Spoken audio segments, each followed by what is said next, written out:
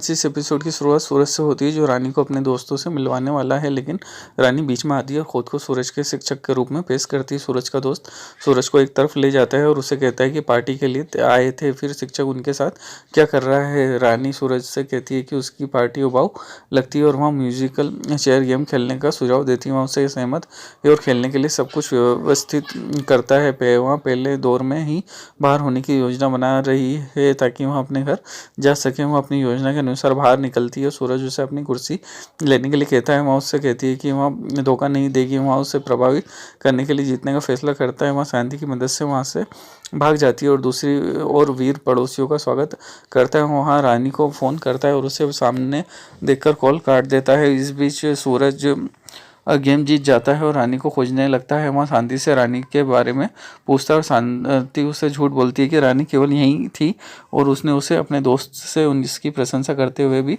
देखा था। वहाँ उससे पूछता है कि रानी ने उसके बारे में क्या कहा। वहाँ वो उसे बताती है कि रानी ने उसकी प्रतिभा के बारे में बात की। वहाँ रानी को देखने के लिए ऊपर जाता है, लेकिन वहाँ कोई नहीं है। वहाँ सोचता है कि वहाँ कहाँ गई है। वहाँ अपने कमरे की ओर बढ़ता है। रानी दरवाज़ा खोलती है। वहाँ उससे पूछता है कि वहाँ अब तक कहाँ थी। वहाँ उसे बताती है कि वहाँ नए खेल के बारे में सोच रही थी। सूरज नौकरों से रानी का खेल खेलने के लिए सभी लाइट बंद करने का कहता है।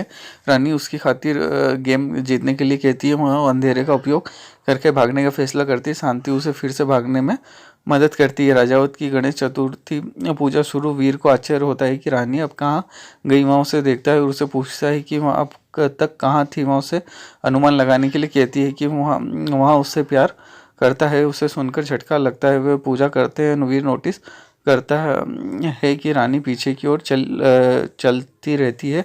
रानी वहाँ से भाग जाती है। राजमाता वीर को पूजा पर ध्यान केंद्रित करने का संकेत देती है। सूरज फिर से खेल जीत जाता है और रानी को अपने सामने ना पाकर चिंतित हो जाता है। रानी वहाँ आती है और गलत समझती है कि सूरज खेल हार गया, इसलिए वहाँ परेशान है। वहाँ उसे बताता है कि वहाँ कुछ मिनट पहले यहाँ नहीं थी। वहाँ उससे झूठ बोलती है कि वहाँ केवल यहीं थी और शांति से पुष्टि करने के लिए कहती है। शांति उसकी बात से सहमत है। पार्टी खत्म हो जाती है, इसलिए सूरज के दोस्त वहाँ से चले जाते हैं। सूरज उसे अपने साथ सेल्फी लेने के लिए कहता है। वहाँ उसे अपने मोबाइल से क्लिक करने के लिए कहती है और वे सेल्फी लेते हैं। वहाँ उससे कहती है कि उसे अब जाने की ज़रूरत है। वहाँ उस पर सिर हिलाता है। विजया रानी से पूछती है कि जब वहाँ विवाहित महिला है तो वहाँ छात्रावास में क्यों रहती है। रानी उसे बताती है कि उसका पति दूसरे शहर में काम करता है, इसलिए पढ़ाई खत्म करने के बाद वहाँ शिफ्ट हो जाएगी, वहाँ से चली जाएगी। नंदिनी जे के कपड़े वॉशिंग मशीन में डालती है। चंपा बिना किसी की जानकारी के उन कपड़ों को फाड़ देती है। कपड़ों की हालत देखकर नंदिनी को झटका लगता है। जे वहाँ आता है और उसे अपने कपड़े